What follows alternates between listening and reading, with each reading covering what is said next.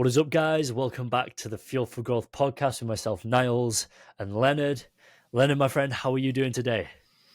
Man, I'm doing good, man. Happy to be here. Talk some, fuel for growth, self improvement, man. I'm excited, man. How you doing? You ready for the move?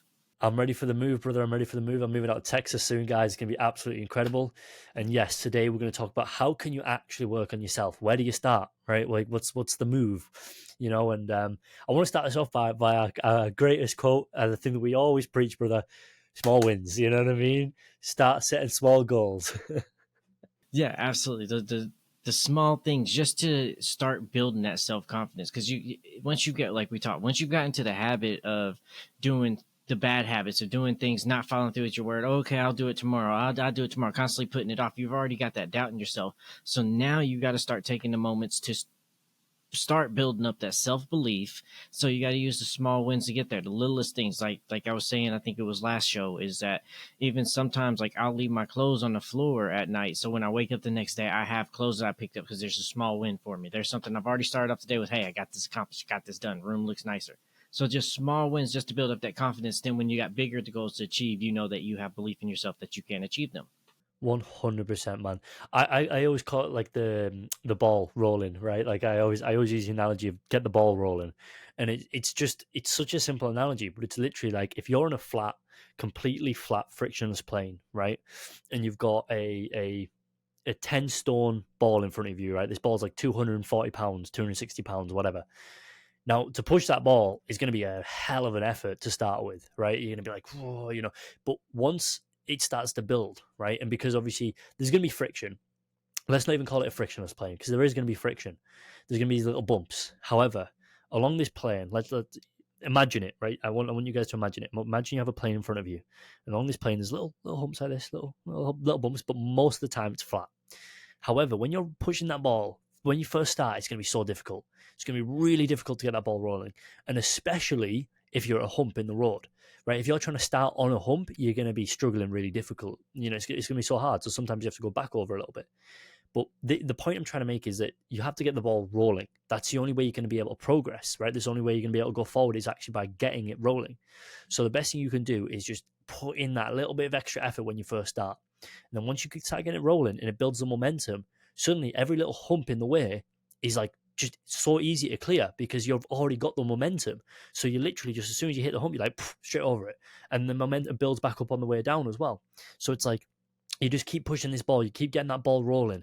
And once it's rolling, man, you can almost just walk away from it for a little bit and let it do its own thing. And then, when you're slowing down, you got to push it again. But get that ball rolling to start with. And I think the only way you can get that ball rolling is by setting clear goals, defining them, and then breaking them down into tiny little steps. You know what I mean? You probably attest to this, Leonard. I think that a super, super important thing is like what we do with this podcast, right? We're like, look, what's our main focuses right now, right? Like, well, what are we trying to do? And we break that down into smaller steps, right? Because we're like, look, we don't have to worry about this. We don't have to worry about that. We need to focus on this right now. Yeah, no, exactly, right. And they always say the first step's the hardest step, right? And then for this situation, it's setting realistic goals. You need to set your realistic goals so you know what you're doing. Nothing can be achieved, no goal can be achieved, no matter what it is, unless you have the blueprint laid out for you. So what are you trying to accomplish? How are you going to accomplish it? Lay out your goals, let it know. Lay your short term, your medium, then your long term goals, and then focus on them short goals. That's going to help you lead into your long term goals, right? So just keep pushing. There's going to be times that obstacles are going to come into your way, and it's not to detour you. I mean, it is in a way. So in a way to see who really wants it, right? Because if you just quit on the first obstacle that comes your way, then you obviously don't want it too bad, right? But those obstacles come to build you into the person that you need to be to be able to be the character who you need to be to attack those things and achieve what you need to achieve, right? I think I sent you the video where the guy was talking about, life is kind of like blacksmithing or, shaping a sword, right?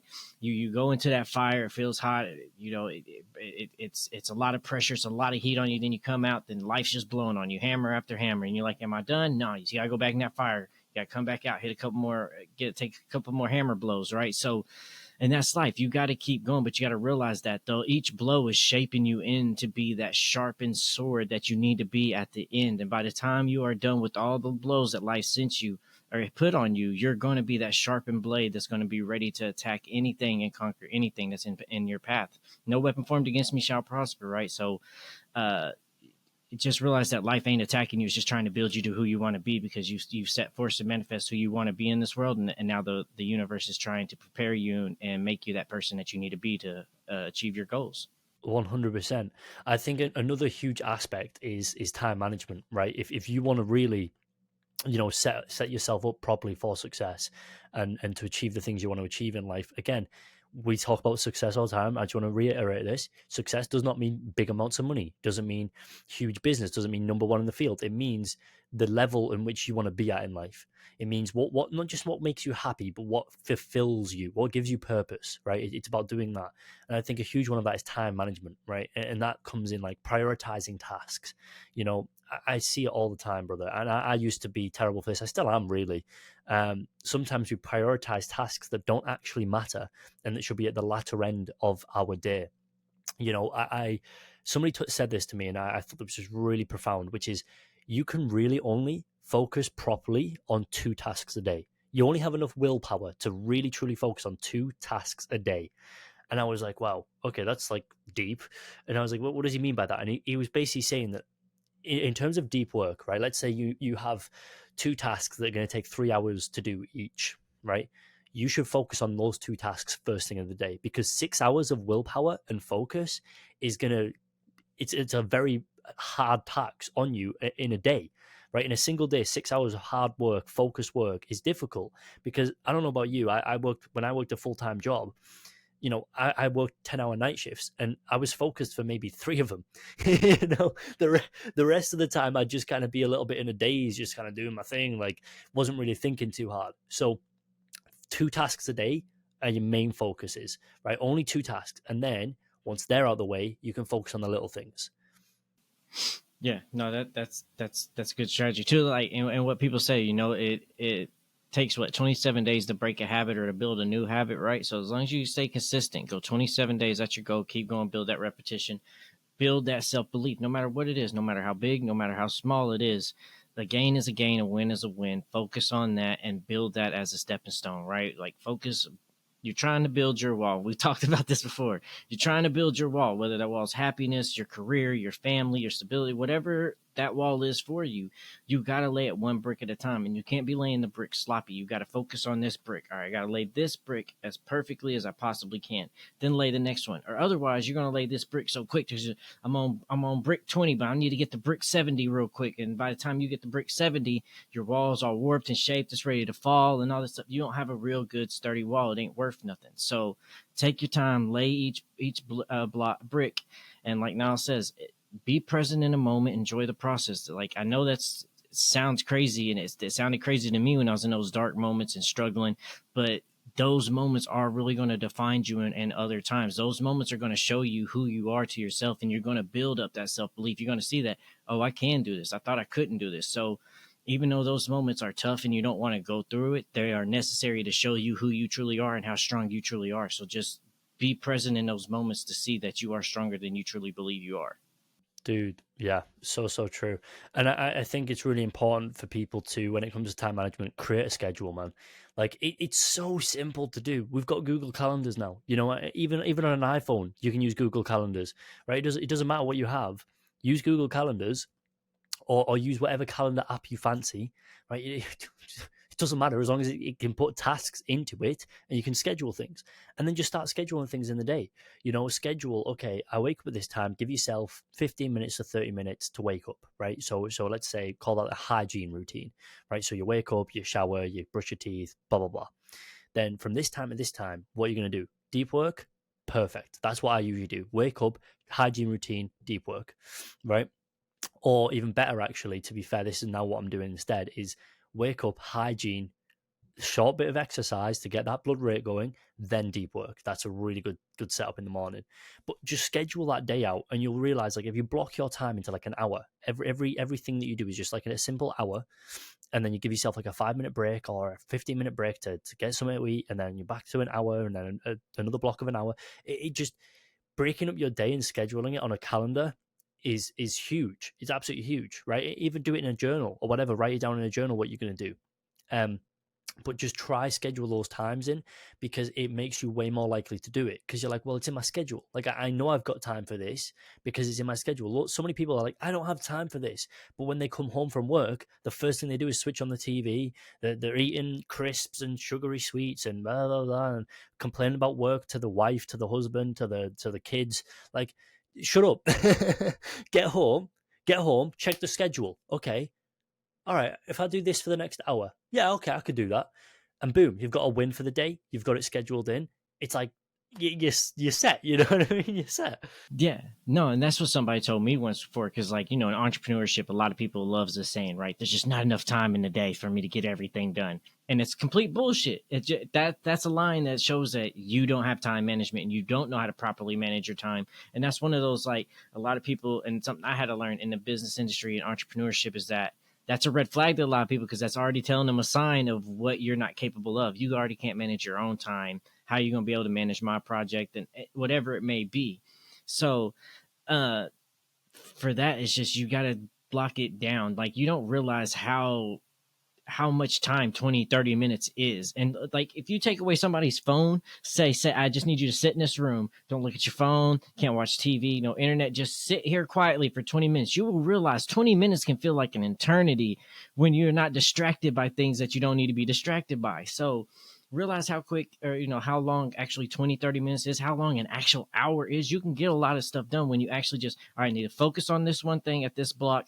Don't let your distraction, whether you got ADD, ADHD, don't let your hyper focus go all over the place. All right, this is what I got to do for this hour, for this hour, for this hour, for this hour. And you block it out, you schedule it, then you accomplish it, you achieve it. And then that also sets self-belief, because, all right, at 4 p.m. I did what I was supposed to do. At 5 p.m. I did what I was supposed to do. 6 p.m. So now you building those little wins. Like, hey, I got everything done in every hour block that I was expecting to have this week or today. I got that done. There's belief in myself that I can accomplish these things and do better than what I thought I was able to do. I thought this was going to be overbearing for me, and I figured out how to time manage it properly, block it out, and now I have more time in it. I got everything done, and I still have time in the day. So time management, schedule it out, bro, and into a block is very important. Yeah, absolutely. And I think it's also learning to say no, and stop overcommitting your time, right? Like you just said there about entrepreneurs who are like, I don't have enough time in the day. It's like, the truth is, a lot of entrepreneurs overcommit to things. They're doing too much. Like I say, if you truly, you can only really focus on 2 deep work tasks a day, right? The rest of it is like kind of menial, not as focused, right? It's still work that you have to do in those other hours, but it's not as focused, right? That focused work, you can get 6 hours a day maximum, right? And they talk a lot about the fact that, I think Deep Work by Cal Newport, right? Highly recommend that book to anybody. He talks a lot about the fact that even the best out there, truthfully, can only really get 4 hours of deep work. So 6 hours of deep work isn't really 6 hours of deep work, because that last hour, the last 2 hours is not as focused as you think. However, you can get 6 hours of focused work, if that makes sense, right? Like, deep work is like really like deep inside of your mind. Focused work is just like, no distractions, I'm doing this. So, if you read that book, Deep Work by Cal Newport, you'll realize that, truthfully, even the best of the best out there can only get 4 hours of deep work a day. And you can get 6 hours of focused work a day. So therefore, if you're doing too much, how are you focusing on all that gear? You're just not. You're not. You're spread too thin, and you're doing too much, and that's why you're losing all the time as well. So many people lose too much because they're either, their perspective is that they've got no time, even though they do, because they're not scheduling, or they don't actually have any time because they're overcommitting to things that they shouldn't be, right? And so that's why priorities are also important. Looking at your list and saying, right, what really matters here? Like, what's going to be the hardest, most difficult task? Do that right now, right here. You know what I'm saying? Yeah, no, exactly. Because that's part of time management too, is saying no. Realize that when too much projects are going on, or even maybe even increasing the value of what you're doing to help the time. Like, a good example is, I help, managing or marketing with companies sometimes, figuring out how to schedule, figuring out how they can grow and be bigger and better. All that, fun stuff. So, but I had a guy, he had a studio, and he was like, I'm booked all day long, and I'm having to turn away clients because I don't have enough time in the day to actually book people, and I'm overbooked for months, but I'm trying to get some time back to have personal time, because I'm spending from 7 a.m. to 1 a.m. in the studio recording people. I'm like, okay, well, just double your prices, and at worst case scenario, you might lose half your client. you're still going to make the same money that you was making, and you just got back half your time. It's just that quick. Just double what your price is. You know what your quality is deserving of it. You're performing fine. Double your price. You might lose half, but like you said, you're going to make the same money, and you got half your time back. It's a quick fix right there. Just learning how to say no to people, or properly valuing your time and the time it took to learn the craft that you have. It's not just the time it's going to take you to get it done. It's the time that it's took you to invest and to learn that craft. It's the time and the wisdom and the knowledge that you have for that craft that's actually determines the value of it. Yeah, you know, it's Timothy Ferriss actually said this. He said most businesses, 80% of their revenue comes from 20% of their clients, right? So, and what this means is that even though every client might be paying you the same amount of money, all the clients that are actually committed to you and what you're doing, those clients are the ones who truly pay you because they're actually working with you, not against you. And so by raising prices, by cutting people out and things like this, that 20% of clients that's paying you 80% of your revenue, they will stick around, right? And that 20% will become the revenue that you make. And I remember Timothy Ferriss said he went from making, I think it was like 20 or 30,000 a month in his business. I believe he was doing some kind of marketing sales stuff. I can't remember exactly what he said in the book, but he went from doing that to 60,000 a month simply by cutting out the clients that weren't worth it and upping the prices for the ones that were. Right? And the orders came in bigger, the everything, like all the stuff he was doing with that business, everything like grew, right? And so it's really, really interesting that fact. So again, like I say, learn to say no to things, right? Like you just said.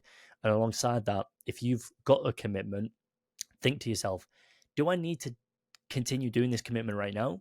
Can I cut half of these people out? You know, do I need to do this thing? Like question it, you know, make sure you're aware of it. And you know what, that leads right into our other point, which is you should be mindful and present. That is a huge piece of this whole puzzle. I always talk about it, man. I talk about this book all the time. Mindfulness for Life by Craig Hassad and Stephen McKenzie. Again, a book that categorically changed my life. I don't know if it's because it's like the first self-improvement book I read, but actually, no, that's a lie, because I've read Atomic Habits before that. But I think it's that when I read Atomic Habits and then I read this book afterwards, it put me in this position where I was like, you know what? Like, Atomic Habits is great, but without this self-awareness stuff, I'll never, ever be able to set these habits and know when I need to use these habits and when I'm doing a bad thing, because I need to be aware of it, right? And so it was, honestly, like I said, mindfulness.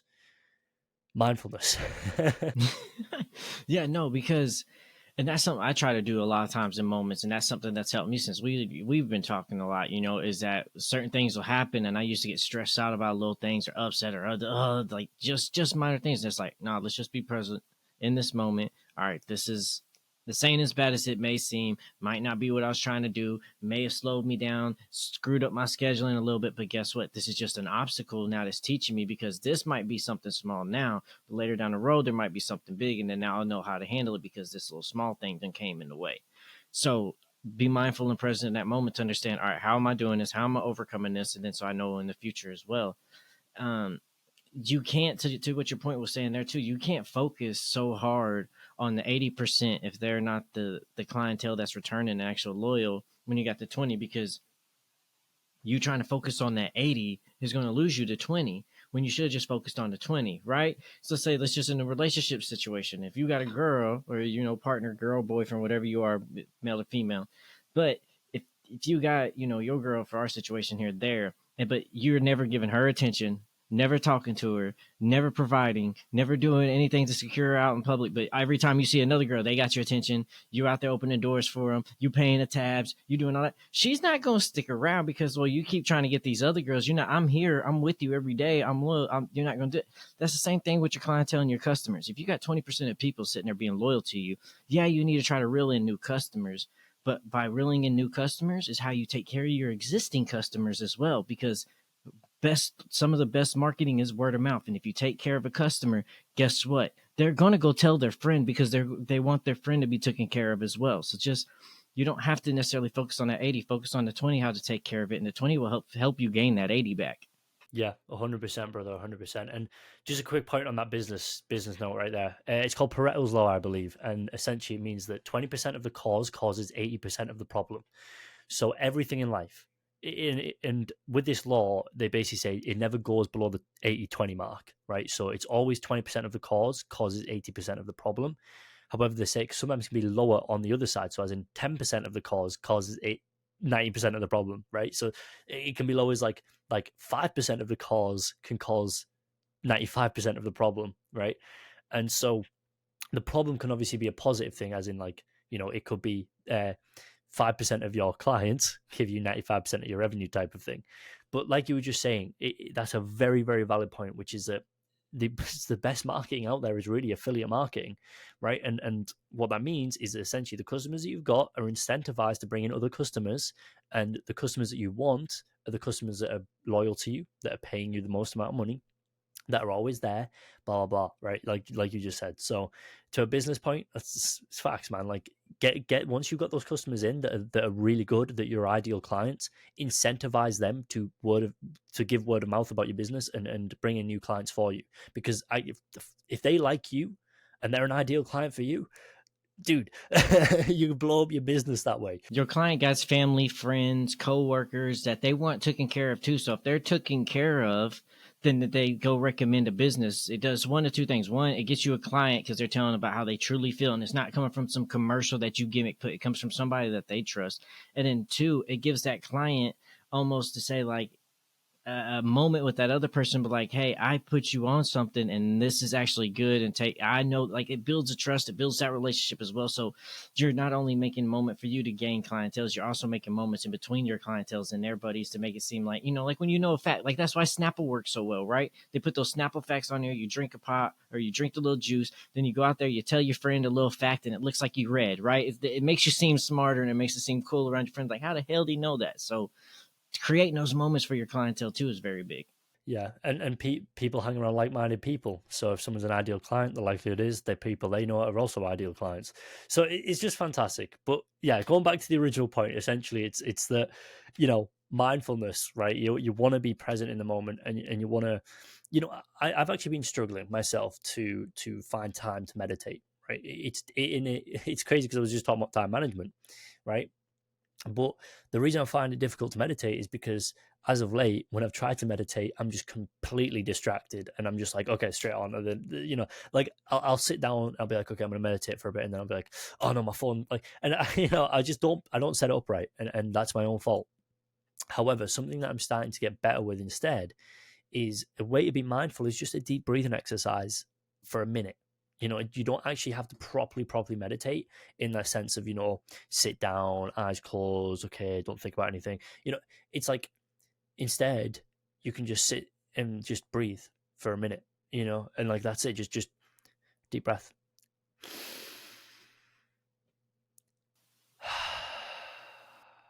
It's fantastic.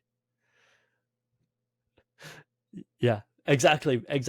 That's right there. We just proved it to you. That one little moment of a deep breath can sometimes mean a world to your productivity, to your mind, and things like this. I've got my sinuses blocked, and even then, I'm sat there like, yo, I could just, I feel better now. I feel a little bit better, Bro, I remember. I remember like a teacher in school, and I used to think it was so corny, bro, because it's like an elementary school. They always got little gimmick little things that they say to kids and stuff. And it was like, breathe, in with the good, out with the bad. And that's as a kid, I was like, this is so stupid. But as a grown up, it's like that's legit. That is kind of. I think that was more for the teachers than for us. Yeah, probably so. Yeah. I think back in the school days they did that for the teachers, and now we get it. Now we're older. We're like, oh damn, Definitely. Yeah. So yeah, man, all it takes is a minute, just 1 minute of just that, right? Like literally 3 deep breaths in a minute, and you'll just feel the world better. Like honestly, it's crazy. That's all it takes. And sometimes I'll do things like if you've got to like walk the dog, if you have a dog, or you've got to pick up the kids from school or something like this. Sometimes just don't bring your phone, or put your phone in the back seat away from you, or whatever, and just don't put on the radio, and just be present, like on that drive, like that 15-minute drive or that 50-minute walk, whatever. Like little things like that, like can be very meditative and bring you back to where you're supposed to be. So I think that's a super important thing.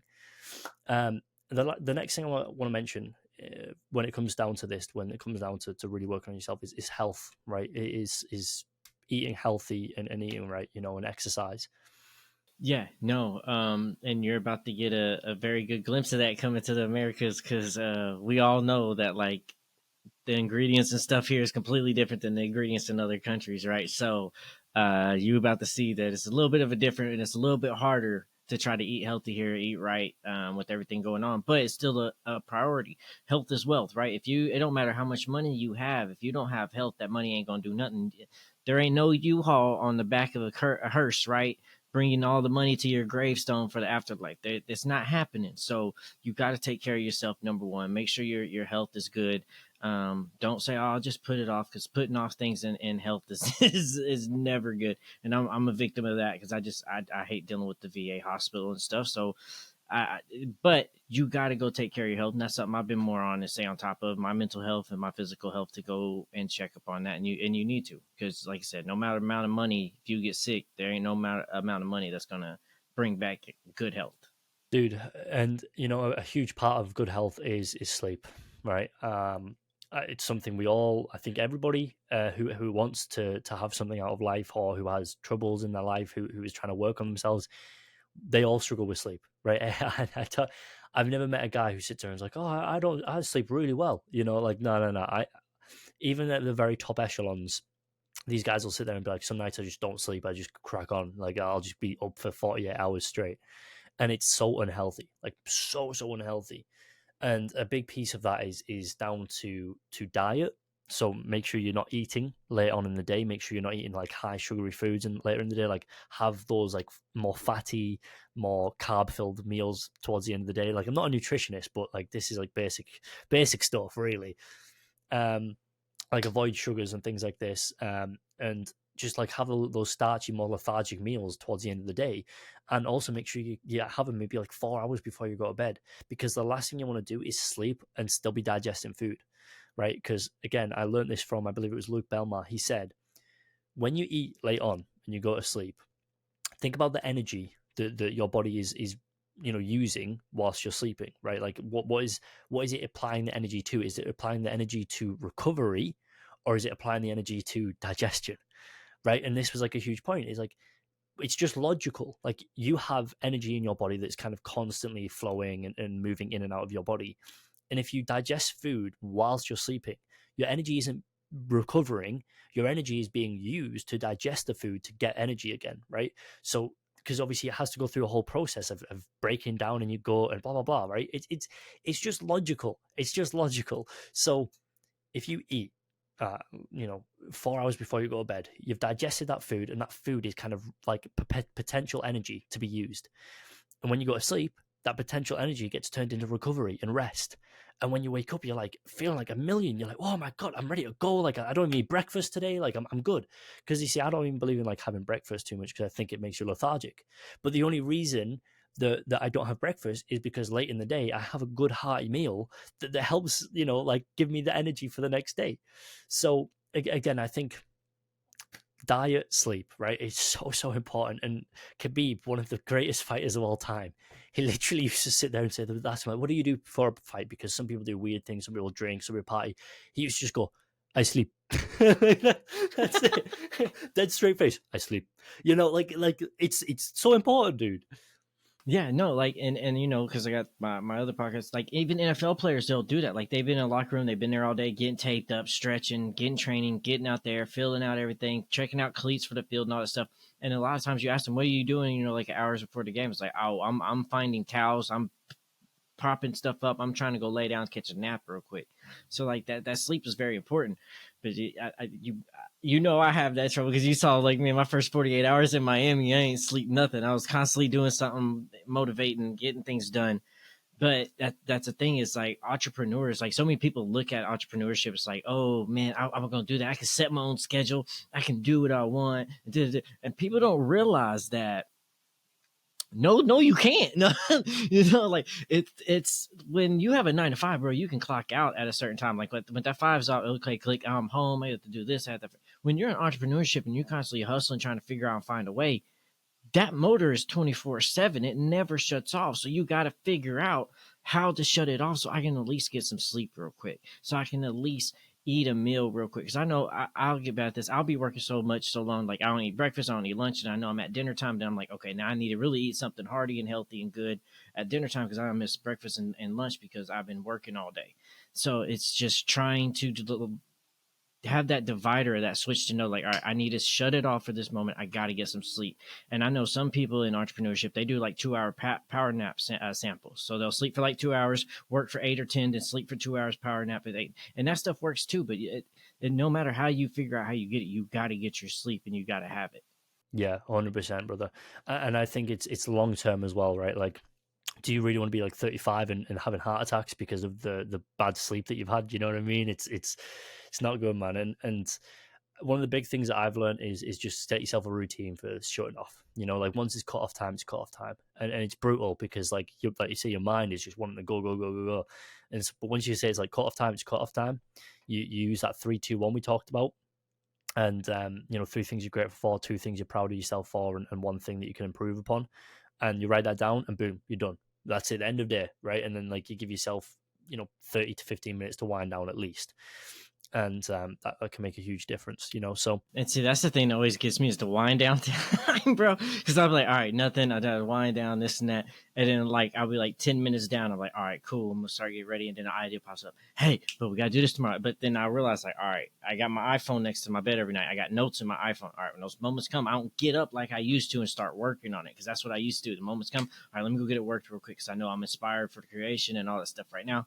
Now let me put it in notes, jot down all my ideas real quick, put that down, close chapter. Now let's decompress again, get ready to go back for sleep. yeah, 100%, bro. That's great. And the final thing I'll say about health is just exercise, like even 50 minutes a day.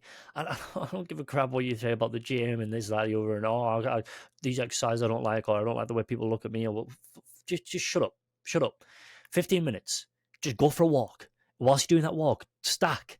Do the mindfulness whilst you're doing the little walk, right? Even better, go for a little tiny jog. You don't have to go fast. Just power walk, whatever it takes, right? Whether it's push-ups on the floor, squats in your house, I don't know, muscle ups with the dog, right? Who cares? Who cares? Just get that 15 minutes in, get your heart rate going, because that again is a huge piece to just getting your body up and ready and going to work. You know, especially when you do it in the morning, man. I think it's super important. Like a lot of people talk about the strength, like powerlifters and things. They'll talk about how you're stronger at the end of the day and all this. Dude, I don't care about all of that. I'm talking about health. You know, like if you want to be a powerlifter, like sure, okay, like do it that way. But if your aim isn't to be a powerlifter or like a huge gym fanatic, just do 15 minutes in the morning just to get yourself going, at least, you know. So yeah, I go on. And what's one of the biggest ways to build up your metabolism, right? Which is, the way you burn fat. It's cardio. If you just go in there, get cardio doing and stay cardio regular, that's going to build up your metabolism. That's going to help you cut fat and everything like that as well. So just even if you just go do cardio, to your point, you're just trying to make sure that your body is healthier and you're living life healthier. So cardio is definitely a good way to just start right off the jump. Yeah, health is wealth, brother. Health is wealth.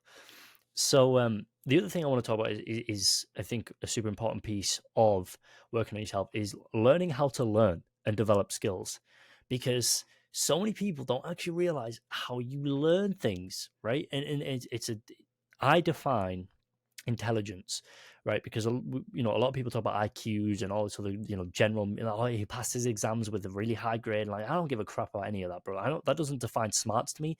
That defines how well you can remember things, right? What defines smart to me is your ability to learn, right? If you can learn from the first time you see it and then you can repeat it, dude, that's like really good. You know what I mean? If you can do something for 2 weeks and you're suddenly a master of it, dude, you're the smartest guy going. You know. So my whole thing is like learning to learn is a skill in itself, and I think one of the biggest pieces is reading books. Right? We should all read books, and as boring as they are, read books. Just go through them and just start taking that information in. Yeah, no, because that's something I tell my kids too in the learning process. Like, just because you seen something done doesn't mean you know how to do it. right? And that's what a lot of people say. Well, I've seen it a million times. I've seen them do it. I can do it too. That don't mean you know all the hard work that went behind scenes to create it, to set it up. I can sit there and watch a man build a house every day of the year. But if I don't pick up the hammer and actually learn to study blueprints, how it needs to be done, how studs are need to be laid, how rafters go, all that stuff, how you lay your foundation, you still don't know how to do it. So you can sit there and watch them for a whole year. And then I put a hammer in your hand. I'm saying, hey, go build me a house. You're not going to know how to build a house, because even though you've seen it done doesn't mean you know how to complete the task. So learn how to educate right. You just don't learn by watching. You learn, okay, I see that. Okay, that's one aspect. Now let me dive in, do research, right?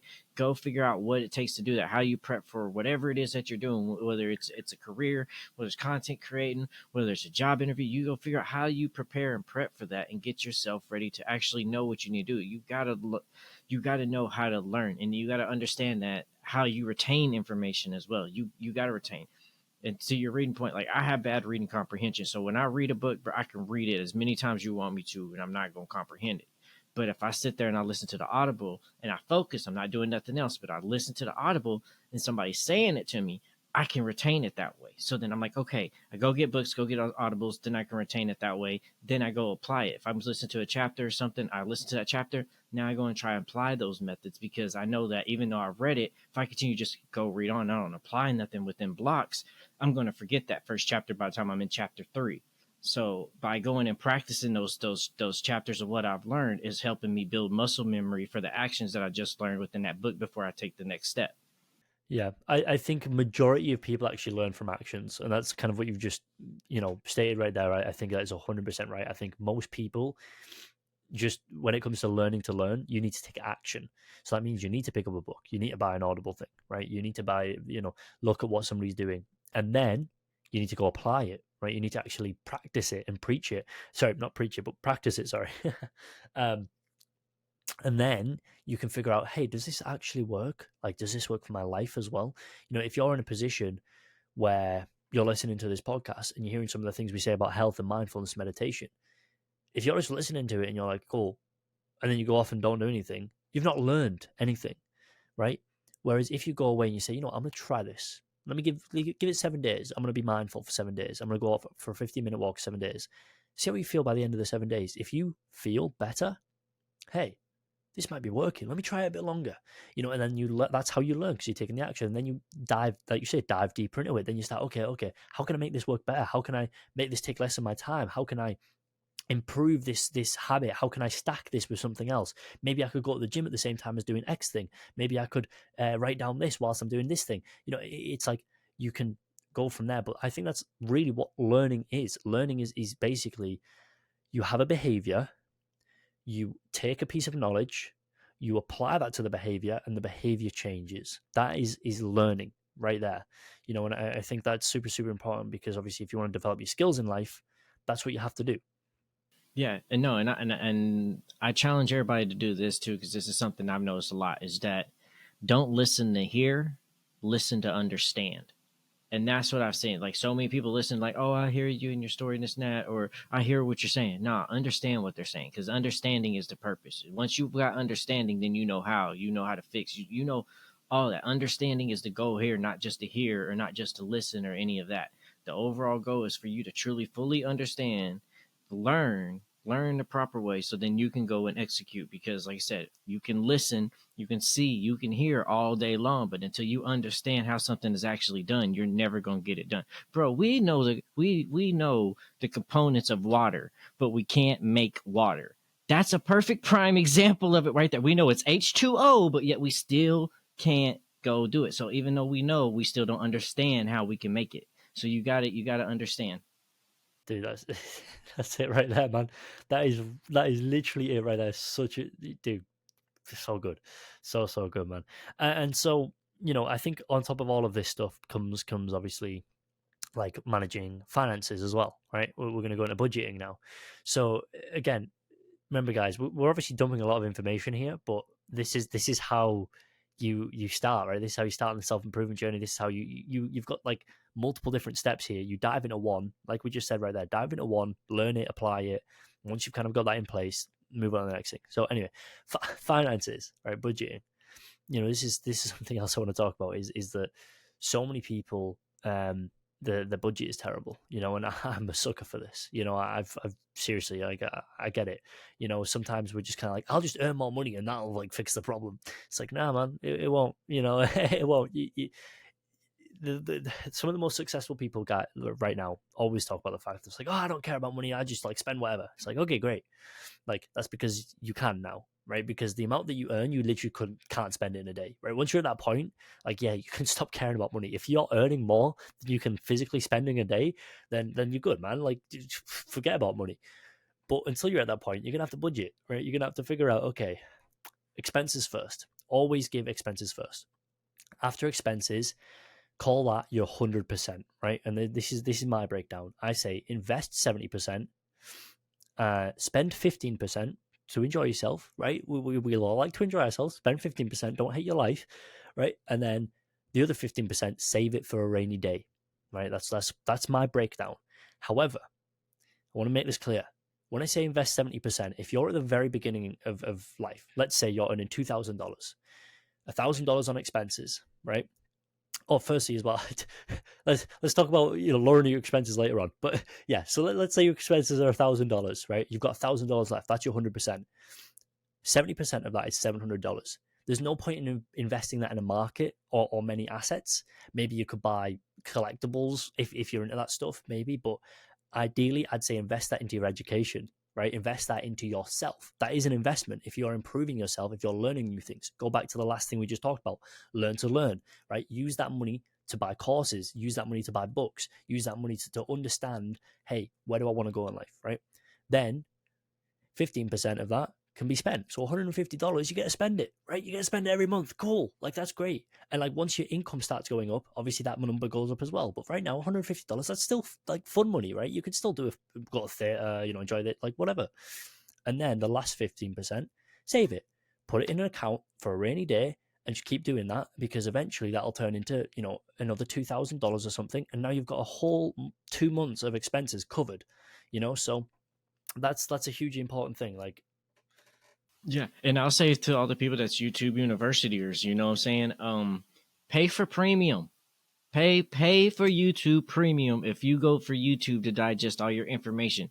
Because if you don't, all you're doing is letting the ads be distractors in your way for no reason. Because the ads are going to come up. You're going to forget to hit skip ad, or the ads going to come up where you can't skip ad, and you're going to pick up your phone. You're going to go into another room, check something out, and then you done lost all focus. It's worth that little extra. If you're a YouTube university type person that goes and learns everything, go pay for the YouTube premium so the ads don't come in there and take away your focus and distract you as well. yeah, dude, that's like literally right there. That is an investment in yourself. Like, these little things can be investments in yourself. Like, don't kid yourself if you're paying for something you shouldn't be. Like Spotify, oh, it's an investment in myself because I listen to Joe Rogan podcast on Spotify. And bro, like, come on, you can listen to it on YouTube, bro. Yeah, you know what I'm exactly. saying? Exactly, brother. Like, you could get it for free. Come on.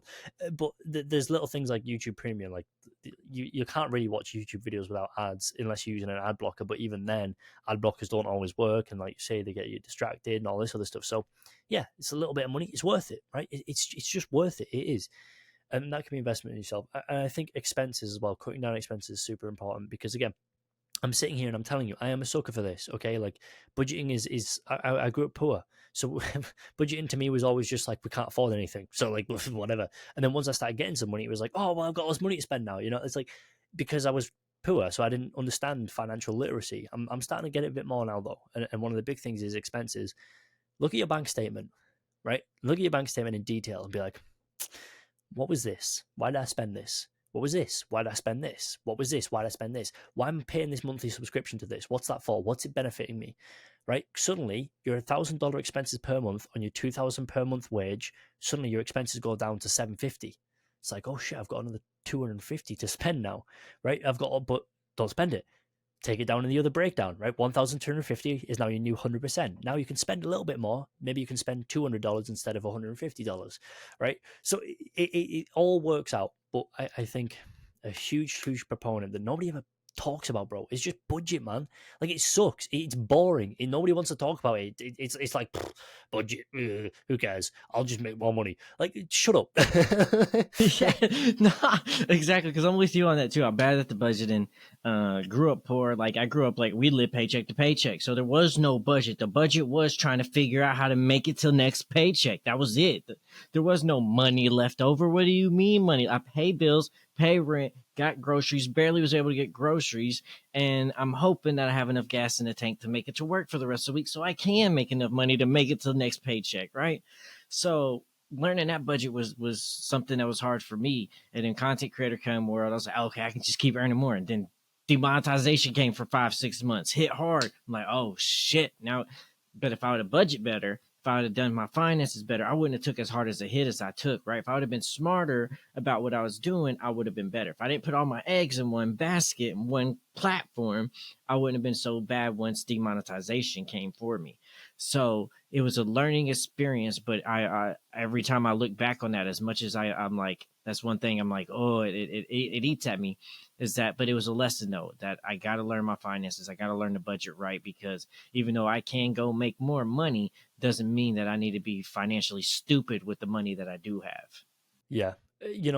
Somebody said this, which was really clever, which is that financial literacy is a language. That's why it's called financial literacy. It's a language of its own, the same way Spanish is, the same way English is, the same way Chinese is. Finance and economics go so deep. Like if you look at like a country, right? You've got GDP, debt ratios, you've got per capita GDP, you've got all this other gear that even barely any of us don't really understand. You know what I mean? And we was like, what on earth is going on here? And that is because it's a language in itself. And so you have to learn that language, right? Especially when it comes to budgeting and your finances. Learn the language of financial literacy. Just search it up. Just search up what is money, right? Search up how do I save more money? Search up how to create a budget plan or budget plan template. Things like this. Like it's so simple. It doesn't take a genius. And if you're willing to learn, then you will learn it and you will become better at it. You don't need to be the best of the best, just enough so you can make enough money to then eventually get your accountant, and your accountant can do it all. you know.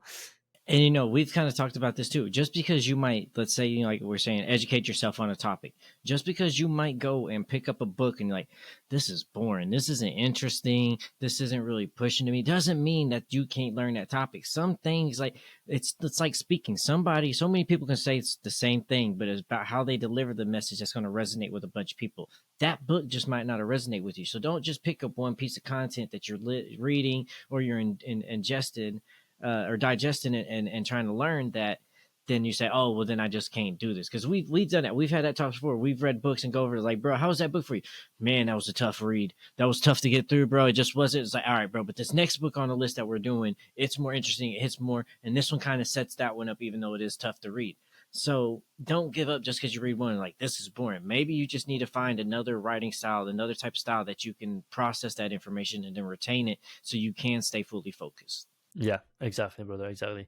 I think the last thing I want to kind of touch on is communication, right? Because your ability to communicate, and it's a skill in itself. So it's going back to the learning to learn, right? You got to learn this skill of communicating, and the reason communication is important because you have to communicate with yourself, you have to communicate in your relationships, and you have to communicate to network, right? And if you know how to communicate properly, you can easily talk to yourself about your problems and figure out the solutions. You can easily talk in your relationships to give people sympathy when you need to help people out when you need to build that bond when you need to, or when it's you cut things off when it's necessary, right? You can tell people when they're wrong, all that kind of stuff.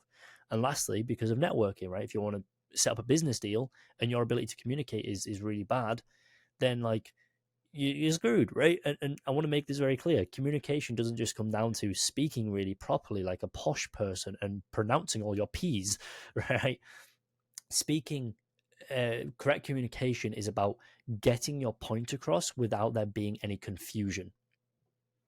Yeah, no, yeah, and that is communication is a big key no matter what you're doing. Learning how to articulate yourself or even build up a conversation. And for me, like I'm not very social, even though that's crazy as it might seem. No one love my presence on social media.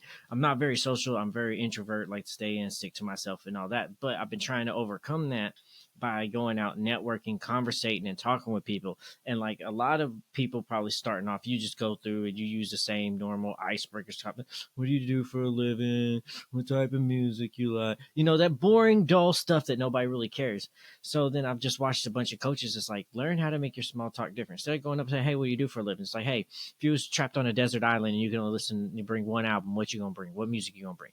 Those are things that as more thought provoking, is more fun. It brings up a more of a conversation that is just more exciting to have rather than feels very invasive, feels very boring, very dull. So it's just about how you can communicate. And those small talk moments will then help you build up in those network moments that you know that you can have to how to talk.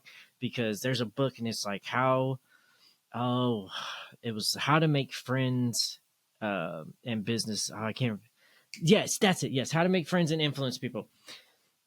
I love that book. It shows you like because there's so many things and there's things that I pick up now too because it's like when you walk into a room, don't just automatically start talking to that person in the room. Build an interest, right? So there's a lot of times where I walk in the room, I see things like, hey, I really like that picture just over there. Oh, you collect trolls? That's a really cool troll. I like that troll over there. And then that starts breaking that ice and that tension. So that's a really good book to read as well to talk about, you know, how you can actually conversate and articulate yourself to get what you're actually needing in a genuine way rather than manipulating people as well.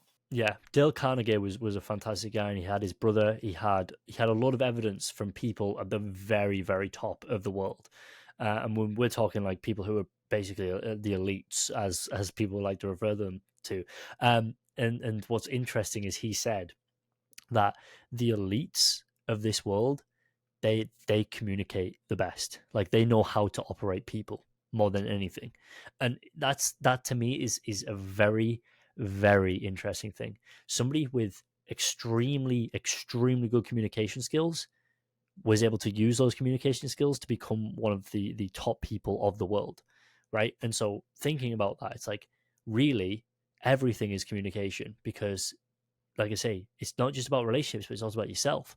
You know, if you can probably communicate with yourself and make sure that you're articulate with yourself so you don't confuse yourself, so you know which direction you're going, so you know what you're trying to achieve, that is profound, you know, really profound. And so, like you say, man, I think like I've learned the exact same thing. You know, when you walk into a room, be sincere, show appreciation. Don't hit them with like a "What do you do for work?" Because then it's like you're questioning them. It's like this isn't an interview. You know what I mean? Like this is supposed to be a meeting. This is supposed to be building like the rapport, the friendliness. So like compliment them, show genuine appreciation and interest in what they do. You know, when you're talking to someone, let's say they're like F1, but you couldn't care less for F1.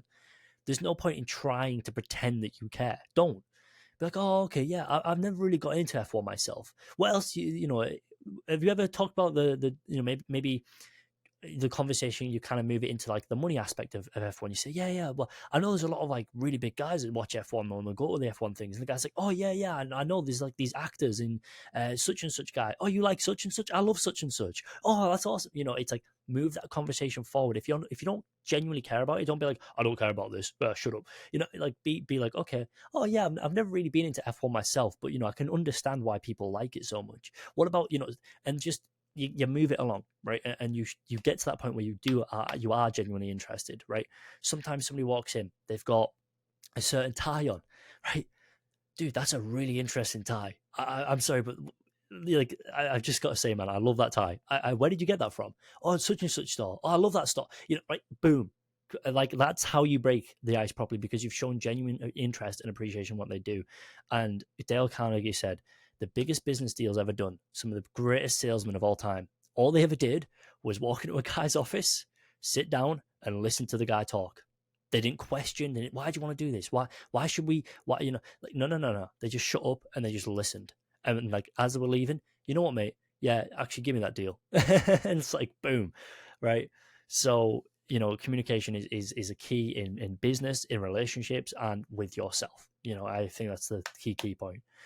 Yeah, and no, I know that like to that point, just to add real quickly too, is that I learned that question, "What do you do for a living?" is an insulting in the business world because so many people view that question as you're trying to gauge what level of respect you should have for me right now. and that's how they judge. So when you go in there and you start talking, like you said, about ties, about how you're looking, what you want to do, things that are more personal, they feel like you're taking an interest in them rather than it's already looking like, what can you do for me and what level should I be respecting you at? Not you're not coming off as so pushy. So you come in there and actually build a genuine personal relationship. And like what Kevin Hart says, you get handshakes with people, but you figure out how to make those handshakes extend outside of that room once everybody leaves the room. Yeah, exactly, man. Exactly. Listen, Leonard, yeah, brother, what an amazing 3-part series, my friend. What an amazing 3-part series. I think for you guys at home, like I said, we just gave a lot of different tips there for ways you can move forward, you know, and I'm a younger guy. Leonard's a little bit older than me. He's like 10 years older than me. You know, there's a dynamic here that's very interesting.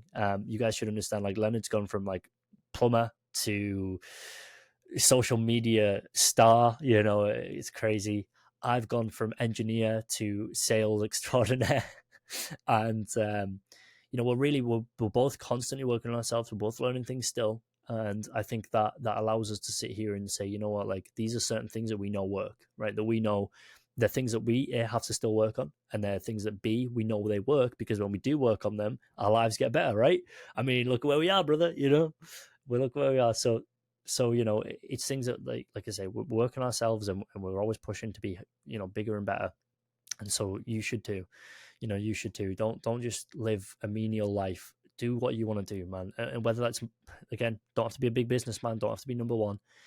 Whether you want to just be a lifeguard on the beach of South Beach, Miami, right? Whether that's your goal and you live in Romania right now, like, dude, dedicate it, you know, do everything you can, and I guarantee you'll get there. You know, if that's like your dream position, then do it, you know. Doesn't matter whether you're corporate, travel, hippie, whatever, right? So yeah, man, this has been an absolute pleasure speaking with you. Yeah, absolutely, man. I've enjoyed this series and this trilogy, I guess we should say, this 3-part. But no, it's been really good. I hope the audience got a lot of nuggets from it that they can go and apply, and I hope that they go and apply. And looking forward to seeing y'all's growth and y'all's success too. So let us know in the comments, like, what's worked for y'all, how y'all's grown, what y'all's come from, you know, the obstacles that y'all have had to come and overcome, because we're here to help y'all as well. So we're here on YouTube as well, but we do have the Facebook page too, where we can kind of be more interactive with y'all and have a more open dialogue and discussion as well as there. But let us know in the comments what y'all been doing, how things have helped y'all, and what topics y'all want to see us cover in the future as well, that y'all's been struggling with and that we can help y'all with as well.